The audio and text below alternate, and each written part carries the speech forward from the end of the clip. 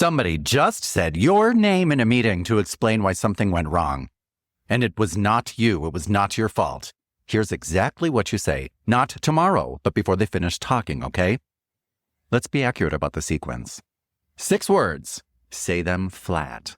And by the end of this, you're going to understand why the flatness is doing much more work than the words are. And exactly what's happening in 2 different brains while you say it. Okay? There are 3 things first. These are the promises I make you. There is 1 word in what they said that proves they knew it wasn't true when they said it. It's the same word almost every time. You walk right past it. I'm going to show you what that is. Number 2, in about 3 minutes, everything in you is going to want to do one specific thing, and it will feel like the responsible, professional, grown-up move. It's the trap, okay? It is not a character flaw. It's built into how your brain is wired to handle exactly this type of situation. And once you see the wiring, you can beat it on purpose. That's what we're going to do. And number 3, a move for you when you weren't even in the room. Like when you find out on Thursday that on Tuesday your name was the answer to a question.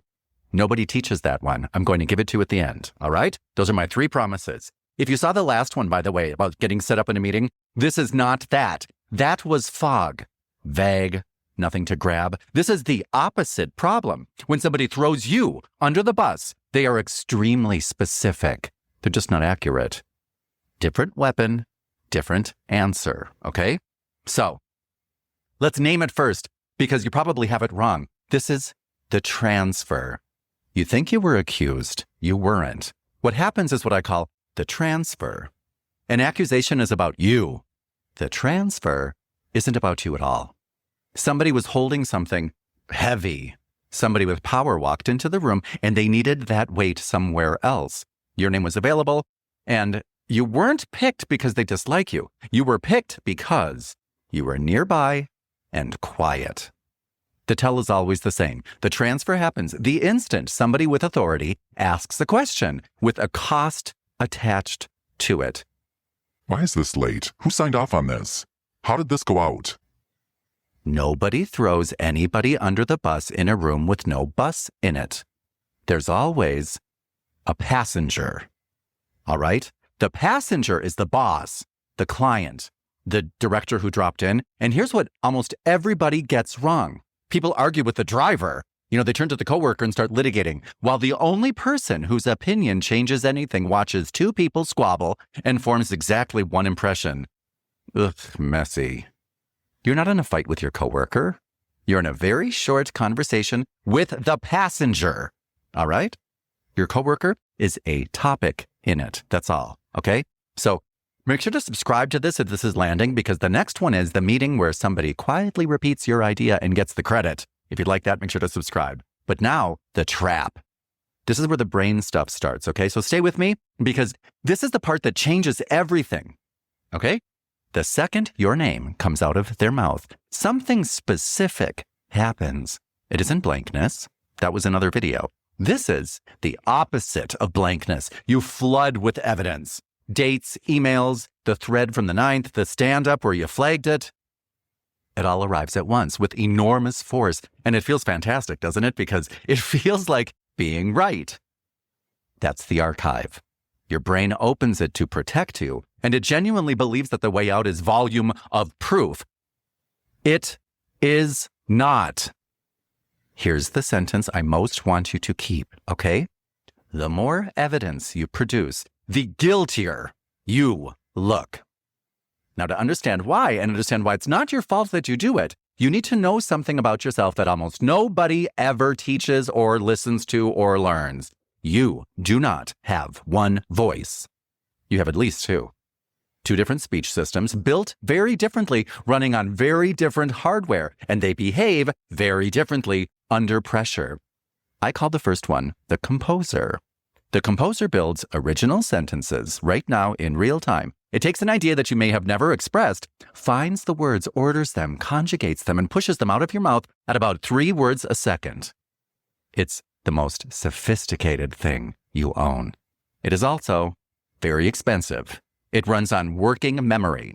It needs attention, and it needs your system to be reasonably calm, which means the composer is the first thing you lose. It goes offline. Adrenaline, threat, a room full of people. watching your name get attached to a failure, the composer degrades fast. That is not a weakness. That's the design, okay? Under threat, your system deliberately strips resources from slow, effortful processes. So there you are, with your composer offline, and the archive is wide open, shoving raw material at a table that can no longer sequence it. That is exactly what a ramble is. A ramble isn't stupidity. It's premium content coming through a broken pipe. But you have a second speaker, and this one does not break. It's the player. The player does not build anything. It retrieves whole, pre-assembled units of speech and plays them back intact. Here's how we know it's genuinely separate. This is one of the most striking things in all of clinical language work. There are people who, after a stroke, they lose all prepositional speech. They cannot build a new sentence, but they can still swear fluently. They can still say things like, "Oh, for goodness sake." They can still recite a prayer that they said 1,000 times perfectly, with the melody intact, whole and undamaged. Why? Because none of that is built. It's retrieved. Different system. It survives when the other is gone. Do you see what I'm saying? So look what that means for you on Thursday in that room under pressure. You cannot compose, but you can always play. The player never leaves you. Every good idea that you have in that meeting stuck behind a system that just went offline. The only words you can reliably reach are the ones that were already whole before you walked in there. That is the whole reason I teach those words instead of principles. Not because you can't think, but because at the exact moment you need it, thinking is the one thing that is not available. And a phrase that you may have said 50 times is sitting there fully assembled in a system that never goes down. 6 words. Let's be accurate about that sequence. You're not composing that. You're playing that. Do you see what I'm saying? It comes from practice. Now here's the second half. This is the one that people never see coming. Your words and your emotion do not travel on the same channel. There's what you say, and there's the melody you say it on. Pitch, pace, where you push, where you lift at the end, how much air is behind it. And these are genuinely separate systems. We know that they are separate because they can be damaged separately. There are people who can produce perfect grammar with no emotional melody at all. Everything flat, robotic.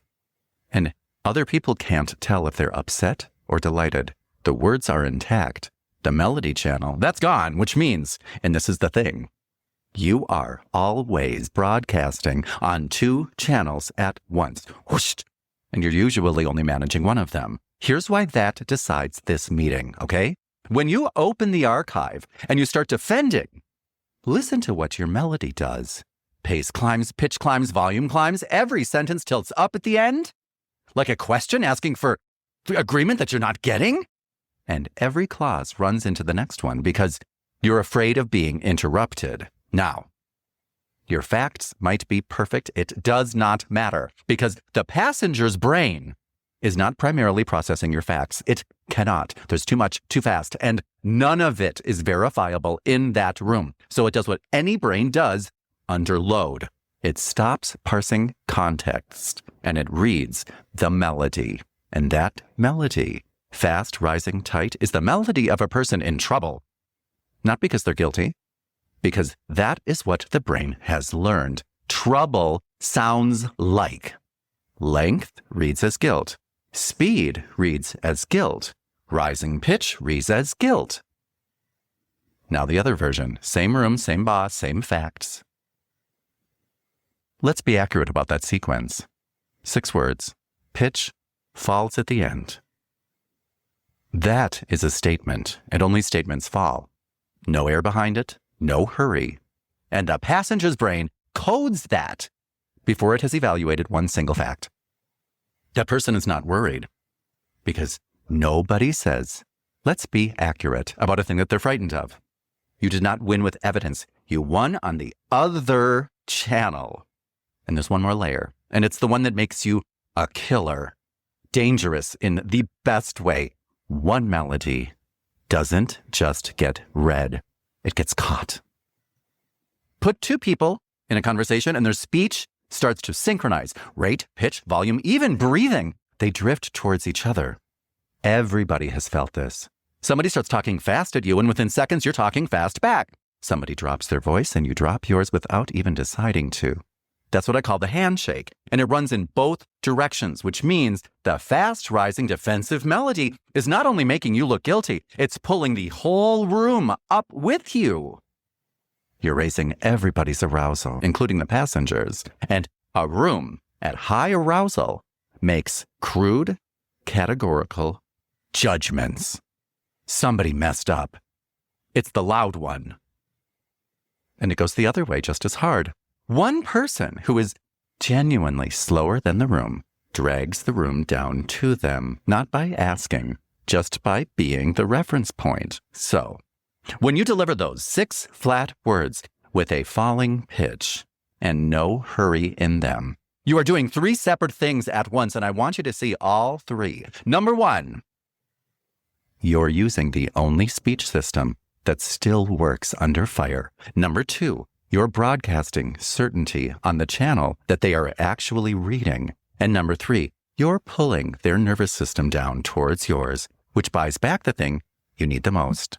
A room calm enough to actually process a fact. That is what they call mastery, not proving a fact. Whoever is calmest and slowest and shortest chooses. Which brings me to the only homework that I ever give. And now you know exactly why it works. You can agree with every word of that and still open the archive on Thursday, because agreeing is a composer activity, and the composer will not be there. Nothing I just said will be available to you in that room. The only thing that helps is moving the sentence out of the composer and into the player before you need it. There's exactly one way to do that. Say it out loud, under pressure, enough times that it stops being something you build on the spot and starts being something you retrieve. See what I'm saying? That's why inside my courses, in 4 minutes, you can learn to put things out of the composer's hands and place it into the player. So that when you answer, you're not answering from the composer. You switch to the player. You might ramble the first few times. That's okay. Around the 5th rep, the 5th time you practice, the flat version comes out on its own with the pitch falling without you having to manage it. When your pitch starts to fall, that's when you know it moved. Then it will be there on Thursday when you need it. There are at least 30 situations, all word for word. If you would like the whole system, click the link in the description below. All right. The word. Let's go back to what they said. Listen for a hedge. I believe that was John's call. As I understood it, John was handling that. I think that came from John's side. Why is that word there? Because a person stating a fact does not hedge a fact. Nobody says. I believe Tuesday comes after Monday. When you know a thing, you say the thing. The hedge is a trapdoor built in advance on purpose so that when the sequence comes out, and they know it will, they can drop right through it. Well, I said I believed that. I must have been misinformed. Which means the hedge is proof. They knew it might not be true when they said it. They built an exit door before they even made the claim. And you never point at it, ever. Never say, you said believed. That's a gotcha. And gotchas make you the aggressor in front of the passenger. You just stop being surprised and you note that they're already standing near the door. All right? Now here's the second sequence. Here's where people blow it by doing too much. You give 1 receipt. 1. On the 14th, I sent that over and asked for a decision. It's in writing. On the 14th, I sent that over and asked for a decision. It's in writing. Use that when you need 1 fact to land, not 5. That is what's called the receipt. Here's the formula. Date, action, artifact. A date is checkable, and nobody argues with the calendar. An action is behavior, not feeling. It's in writing is the guillotine. Everyone knows this resolves in 11 seconds with a laptop. That's it. Then you stop. You have another one in your pocket. Leave it there. If you produce a second unprompted receipt You've stopped stating facts and you've started building a case. And building a case is a composer activity that your melody will immediately betray. 1 receipt is a fact. 4 receipts is a defense. Don't defend yourself. If you have ever left a meeting and you spent the whole drive home rewriting it, subscribe to this channel. That drive home is exactly what I'm taking you away from. And it only takes a few of these, all right? Now, here's the hardest one, because after the receipt lands, something happens nobody warns you about. The passenger turns to you. Okay, could you get that sorted out? And every good instinct says, yes, you want to be useful. You want the tension gone. Do not do that yet. Because here's what a room hears when the person just blamed for something immediately volunteers to fix it. A confession. Not consciously. Quieter than that. More impactful than that. The sequence never gets corrected.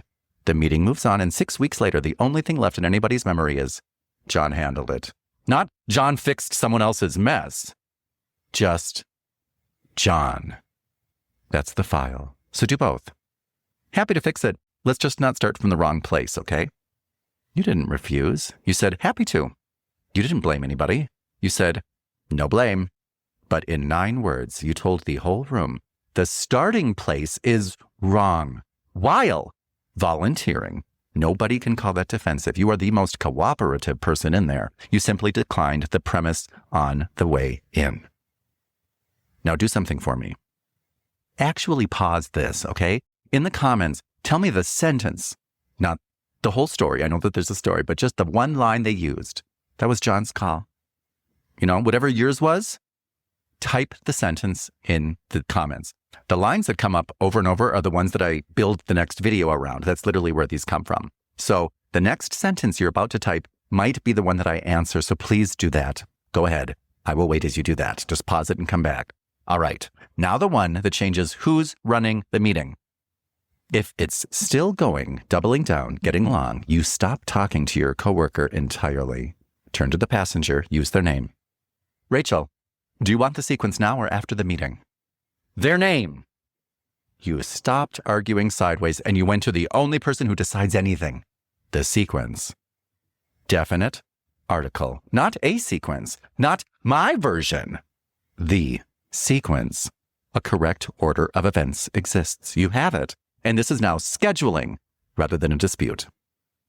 Now or after, a choice between 2 options you are happy with. That's not a question. It is a menu. And whoever holds the menu is running the meeting. 9 times out of 10.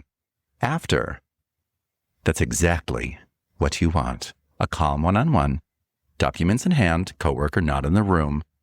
And their hedge about to get very expensive. Now, this is the last one, and it's the one that almost nobody teaches because it's where all of the advice runs out. You weren't there.